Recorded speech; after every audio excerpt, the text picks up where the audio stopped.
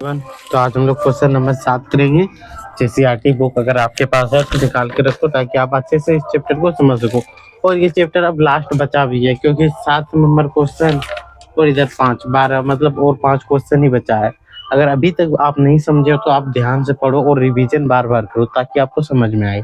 ठीक है, अगर पार्ट आप मेरे यहाँ से देख रहे हो तो शुरू से देखो ताकि आपको अच्छे से सारी चीज जानकारी मिले। कभी किसी के वहां से देख लो, कभी यहाँ से देखो, वैसे नहीं होगा क्योंकि आपको एक बेसिक लेवल पे लेके चलना चाहिए। ठीक है, ताकि बेसिक जानकारी जो भी है वो आपको मिलना चाहिए, तभी आप अच्छे से क्वेश्चन आंसर कर पाओगे। जैसे क्वेश्चन नंबर 7 क्या है, देखो पढ़ के आपको सुनाते हैं। यदि एक चक्री चतुर्भुज के विकर्ण उसके शीर्ष से जाने वाले वृत्त का व्यास हो तो सिद्ध कीजिए कि वह एक आयत होगा। सिंपली क्या बोला गया है कि एक वृत्त है और उसके अंदर एक चक्री चतुर्भुज है। ठीक है, कैसा चतुर्भुज है? चक्री चतुर्भुज। अब आपको परिमेय याद होगा चक्री चतुर्भुज के गुण, तभी तो आप बता पाओगे। बोला क्या, अगर विकर्ण उसके व्यास बन जाए, विकर्ण क्या बन जाए? व्यास। ठीक है, यही बोला गया है कि विकर्ण उसके शीर्ष से जाने वाले वृत्त का व्यास हो जाए, तो ये दोनों विकर्ण जो हो जाए तो ये शीर्ष जो है वो क्या बन जाता है? व्यास। व्यास बन जाता है तो दर्शाए कि एक आयत होगा। सिंपल यही दिखाना है। हम लोग मान लेते हैं यहाँ पे क्या, A B C D.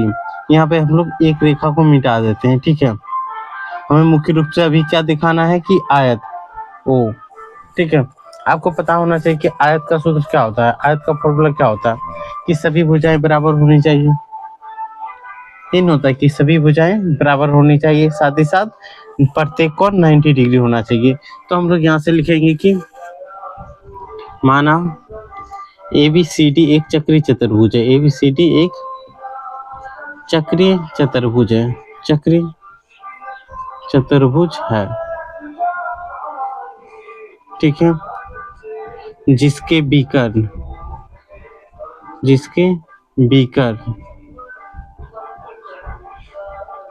AC तथा BD है। ये आपको लिख देना है। एक तो विकर्ण हो गया AC, दूसरा विकर्ण क्या हो जाएगा? BD। अब ध्यान से देखो।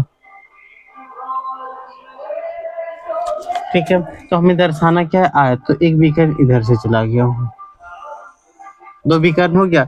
सबसे पहले हमें तो सिद्ध करना होगा कि आयत के लिए क्या क्या कॉन्सेप्ट होता है, ये बताओ आप। आयत, किसी भी चतुर्भुज को आयत का बोलते हैं जब उनकी सम्मुख भुजाएं बराबर हो। पहला गुण तो ये होता है कि सम्मुख भुजा बराबर हो, सम्मुख भुजा पहले बराबर होना चाहिए, और दूसरा सम्मुख कोण बराबर हो। अगर ये दोनों हो जाए तो वो क्या बनेगा? एक आयत बन जाएगा। बनेगा कि नहीं? तो हमें यही दो चीज के बारे में सोचना चाहिए कि पहले सम्मुख भुजा कैसे बराबर करें, फिर सम्मुख कोण बराबर कैसे करें।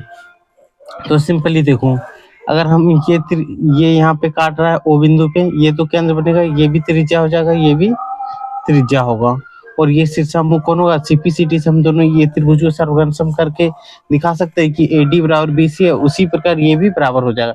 यहाँ से तो हम लोग भुजा को बराबर दिखा देंगे, क्या है, कोई दिक्कत है नहीं। तो यहाँ पे सबसे पहले लिखेंगे सिद्ध करना। एकदम समझना है, सोचोगे तो समझोगे, नहीं सोच पा रहे तो you can not be good process. आप अच्छे से काम नहीं कर रहे हो, सोचना पड़ेगा आपको। ठीक है, तो देखो सिद्ध करना है। क्या सिद्ध करना है? कि ABCD एक आयत है।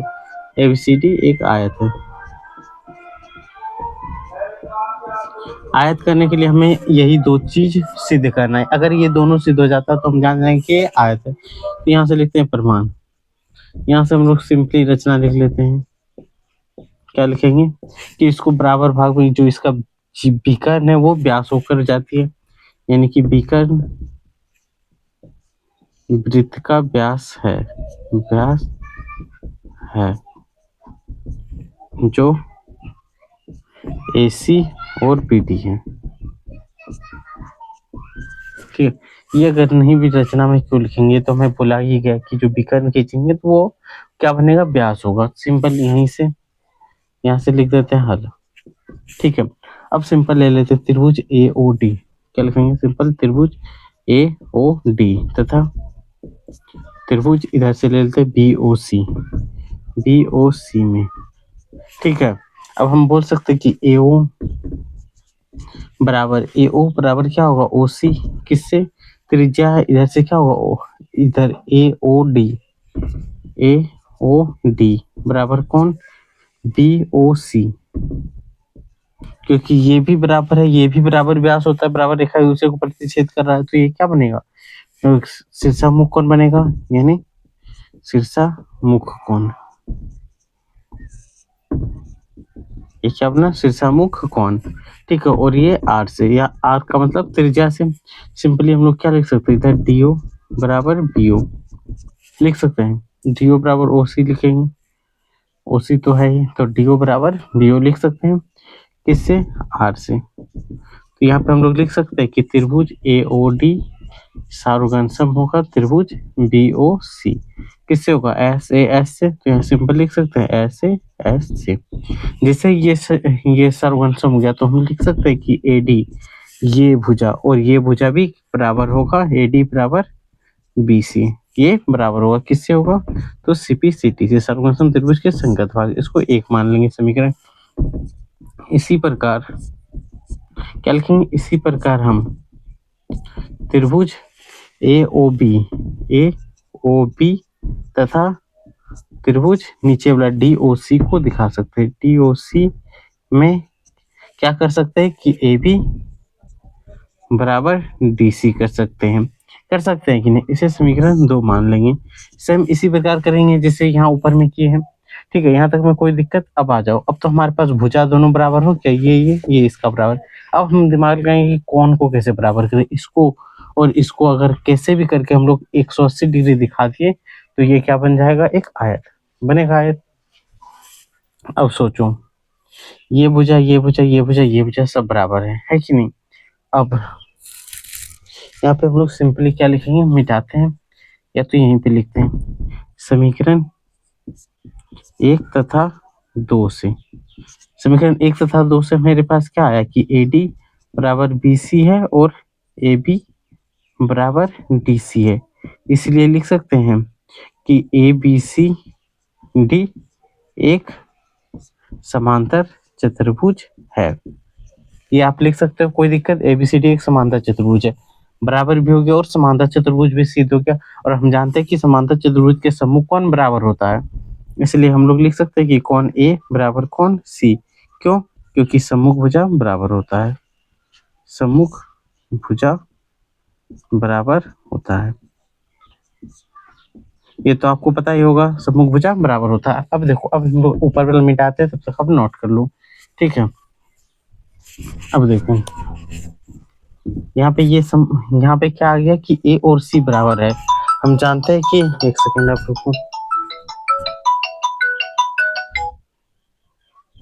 हम जानते हैं कि क्या जानते हैं कि ए बी सी डी जो है एक समांतर चतुर्भुज आ चुका है, आया है ना, कि ए बी सी डी क्या है, एक समांतर चतुर्भुज है बेसिकली, ठीक है।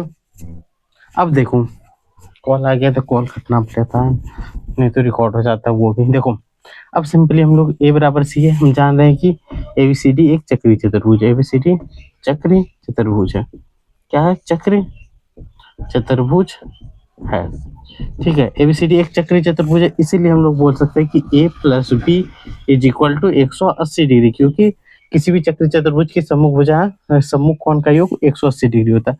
जब हम लोग जानते हैं कि ए और सी होगा सम्मुख भुजा, इसके आमने सामने यही है, और हम जान रहे हैं कि ए बराबर सी है, तो हम लोग लिख सकते हैं ए प्लस ए बराबर 180 डिग्री, क्योंकि सी बराबर ए है तो ए बराबर ए लिख देंगे, क्या होगा, कटाने में आसान होगा, इसलिए ए बराबर 2a बराबर 180 डिग्री, इसलिए कौन ए बराबर क्या होगा 180 डिग्री बटे 2 से घटाओ 90 डिग्री, तो यहाँ से कौन ए बराबर कितना आया 90 डिग्री, और कौन बी बराबर भी कितना आ गया 90 डिग्री, ये भी 90 ये भी 90। उसी प्रकार से हम लोग इसको भी 90 डिग्री दिखा सकते हैं कि नहीं, दिखा सकते हैं, तो लिख देंगे इसी प्रकार हम कौन डी बराबर कौन बी बराबर 90 डिग्री दिखा सकते हैं। यहाँ लिख देंगे अतः ए बी सी डी एक आयत है, एक आयत है, ये आपको लिख देना है, हो गया। कोई दिक्कत, कितना आसान लगा, एकदम आसानी से सारे कॉन्सेप्ट को अगर समझना चाहते हो तो इस चैनल को आप सब्सक्राइब कर लो, ठीक है, तभी आप इसको अच्छे से समझ पाओगे, ओके।